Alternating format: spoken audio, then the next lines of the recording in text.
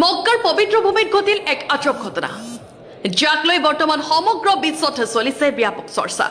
সামাজিক মাধ্যমত ভাইৰেল হোৱা এক দৃশ্যই কোটি কোটি মানুহক চিন্তাত পেলাইছে। কোনোবাই কৈছে আল্লাহ তাল্লাই তেওঁৰ মৰমৰ মেহমান হাজীসকলক বিশেষভাৱে স্বাগতম জনাইছিল। আন কোনোৱে কৈছে এয়া হয়তো আল্লাহৰ এক নিদৰ্শন, এক অপূৰ্ব মহিমাৰ প্ৰকাশ।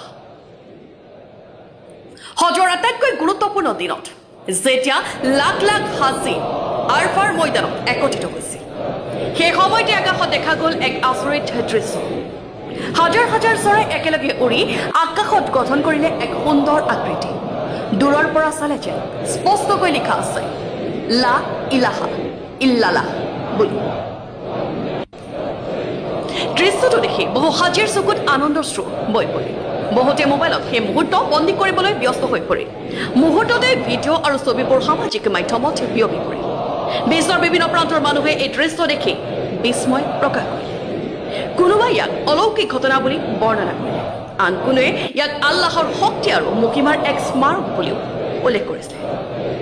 যিয়ে নহওক, দৃশ্যটোৱে মানুহৰ হৃদয়ত গভীৰ প্ৰভাৱ পেলাইছে।